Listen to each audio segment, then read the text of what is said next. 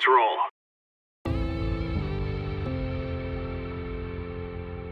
James as a teammate was pretty much like, we were like the best teammates, like ever. Like yin and yang, salt and pepper, you know, all that. Just pretty much, anytime we played like a site together, we just did really well. We had good teamwork. So he's like the last original CLG member too, and it just leaves me, so it's kind of sad. James told us he was gonna leave when we were in Montreal, I think. That's when he first told us straight up that he was thinking about leaving. That was after we already played all our games, so the tournament was over already. And then he was kind of like I looked up to him, I guess, because he was like, obviously he's been on the team for the longest, him and Color. I think James had some of the most experience on the team, so it was kind of rough seeing him leave because pretty much all of us learned from him. Like he taught us how to play CS, literally showed us how to play different situations, like repaired our mistakes, stuff like that. I feel like seeing him leave, it's kind of weird because nobody's gonna take that lead. He's definitely a good teammate. I mean, at least like when I go back and watch like Mousebad's VODs and stuff, he brought a lot of like energy to the team. Him leaving was kind of bittersweet, but I only knew him for a few months. Color's known him for like 2-3 years. Yeah, he definitely brought his own like insights into the game, and it really, I guess, opened me up as an opper to just be aggressive and play like I was the best player in the server. After Northern Arena, I learned that James opted to step down from the main roster. At that time, I'd only been working with him for a couple of months, or actually only a month at that time. I was working with him. I think one of the most valuable lessons James taught the team was how to be passionate about the game. He'd always disagree with people, make sure that they're making the best possible decisions, and something like that is very hard to come by. Someone who's not afraid to give and take criticism and really apply it. A lot of people tend to be afraid of that, and James took it, headlong. So I really appreciated everything that he did for the team in that regard. Yeah, I mean, he was like more aggressive than I was, so he taught me like a more aggressive style. Pretty much, I was the passiveness to his aggressiveness, and we're like vice versa. Hope he just, finds whatever he's looking for and, prospers. For a fifth, I'm really looking for a leader because I know, obviously, like a bunch of us are young and Cutler's not quiet, but kind of nobody is taking the lead in my opinion, and I kind of expect of a fifth to take the lead. Definitely someone who takes a leadership role and takes responsibility. I didn't really know what I wanted in a new fifth, just because we could look for more young talent or firepower. But I think the thing we were really lacking was just an in-game leader, because I'm not a leader type and I'm not really that good at calling, and I know Cutler doesn't want to do it.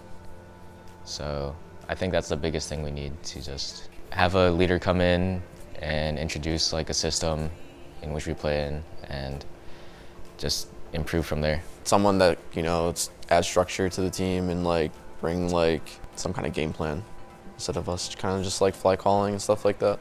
Definitely somebody who is straight up and honest and just puts everything out there, doesn't sugarcoat stuff, obviously puts in the time and effort. So for me personally, since I deal with the out-of-game responsibilities of the team, what I'm looking for in a new fifth is somebody who's willing to use their time outside of the game to lead their teammates, We would want someone who shows strong leadership abilities in and out of game. So the out of game would be going to the gym, going to dinners, doing sponsor events, and being really motivated to do them instead of just going through the motion. A true leader of a team is going to encourage them to keep practicing outside of those hours to push themselves to be better when staff isn't around, when nobody's looking at you. Because whenever a new player joins the roster, it's always a little hype around it. So if he can use that hype to bring us up and lead us to the top, the best thing to have is someone that believes he can be at the top. Because if you don't believe it, you're fucked at the start. So I mean, I was leading for the week leading up to the major qualifier in scrims. It wasn't going too bad, but I don't know, it's just hard to, I guess, make team-wide decisions under pressure, as well as trying to play your best in a LAN environment where if you lose, then you don't make it to the major. When Hazed called, it affected his like individual performance the most, especially if he got tilted, it'd kind of show. And with Kusta calling, I guess like he had the same technique or like the same style, but I feel like he could just cope with his, or he could just, I don't know. He just didn't show tilting as much as Hazed. I don't know if Kenny necessarily liked it, but he was just willing to do it because it was working at the time. It worked in the scrims, like it worked in practice. Kenny was, one thing he had that was kind of different from James is that he was controlling people a lot more, and I think it was better. Thing is, he wasn't like experienced IG, like he didn't get to practice it much before the tournament.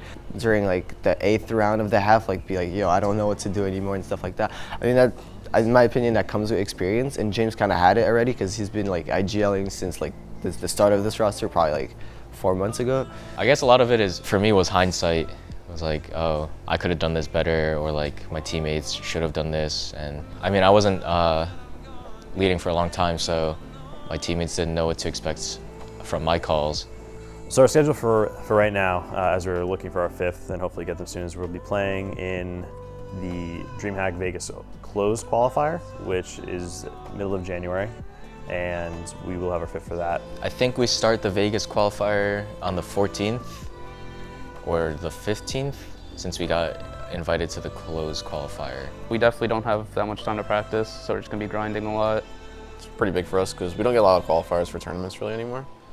It's kind of like a lot of the tournaments are just like invite, or you have to qualify through like a league or something like that. So qualifiers are pretty big for us. I think we can compete pretty easily against the other NA teams. Hopefully we qualify, and I'm feeling pretty confident about it.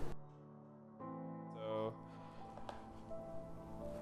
basically, yeah, it's like made up of a bunch of really skilled players, some of which I have actually played with on TSM. So Twist and Sick, super skilled players, at least mechanically. Sean Guerra's obviously a good in-game leader. The only two I haven't played with are Sean and Shazam, so I don't really know anything about them other than like what other people have said. But obviously those guys are all good. So I think that team is made up of mostly young talent for the most part. So the 3 young talent and then 2 veteran players. So in that sense, it's like good. I mean, I think they have a good balance of players, and I think they're doing a really good job. I mean, they beat us twice in 2 different BO3s and 2 different qualifiers, which sucked, but I think they're a really good team. I don't have anything negative to say.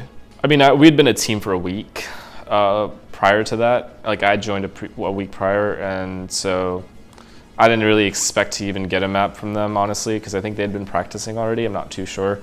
But they seemed like they were practicing a lot, and the fact that we even got a map was surprising to me. I think mostly our CT sides have been pretty bad, so we've been working on those. I mean, it's still kind of show now, but I mean, we found like holes in our strats, especially on T side too, like what they did to counter it and stuff like that. So like, when you get a new strat, like a new in-game leader like that, you're always gonna find holes in strats at first. So Finesse just joined, like it was like a couple days before, I'm pretty sure. We didn't really go and get too down on ourselves just because we had like little to no time to prepare. But obviously we could have done better. We should have won all the maps, I think. We didn't have like a lot of the structure in place and the strategy and like the prep work that we like went over in the server in regards to it, especially CT sides.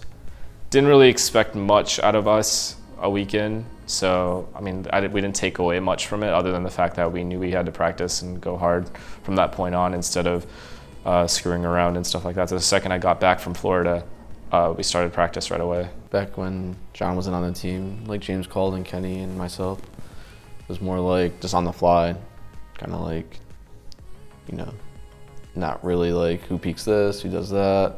It's just like, yeah, on the fly. So definitely structure, and I feel like I play best under those circumstances, like knowing exactly what everyone's going to do and stuff. So when coming back to CLG, and I'd spoken to Chet previously, and when they asked me to join, my first thought was that it's the only real team that I would join after being on TSM. It was the only team I really wanted to join to begin with. So if I had gotten offers from anybody else, I'm not going to say if I did or didn't, but I wouldn't have taken anything else. The only reason I wanted to join CLG to begin with was because I'd played with the members in the past iteration of CLG. So, you know, Cutler, Hazed, JDM and Tarek. And JDM and Tarek obviously aren't here anymore, and neither is James, but Cutler was here, and Cutler was my longest standing teammate before that. So I knew that with this lineup, it would only be with this lineup that I would be able to believe that we could actually go back and do what we did before, which was make it pretty far, have good runs in online tournaments, and good runs offline, I guess, in terms of like ESELN and stuff like that. We did really, really well, and we made 3 majors. So I knew I could do that again if I got the right lineup. Been working hard on my own game, but yeah, like structure in general, I've always played better like in structure environments. That's why I don't really like to play like rank S and stuff like that, or like even pugging, because it's not like structured at all. As a team goal, I mean, I figure we just want to make as many lands as possible. Definitely like the majors and stuff. And like individual, I just want to get back to like being consistent. We haven't really been qualifying for many events, so just to get there would be nice. And if we do get there, I know my one goal is just to get out of groups. I like to have a happy team, you know, like nobody wants to be, I hate having people around me that are tilted, so I try my best to make it so it's a fun environment for everybody. But at the same time, we're here to win. So I definitely, I would say I would have short-term and long-term goals. I guess my short-term goals would be to get this team to the lands within the leagues, basically. So not necessarily just qualifying for tournaments and stuff like that, although that would be great. I want to prove the fact that we can compete in a season as opposed to just one event type thing. So I want to do that, and then I want to be able to compete well on LAN as well. So I want this team to grow with me, and I want to grow with them. So that just means a lot of practice and long-term success. And especially with the younger players on the team, it's going to take a little bit of time to adapt with the way I call for them. And for me personally, just getting back into calling, because on TSM I wasn't calling for a long time. So I want this team to develop the right way and also to make majors ultimately.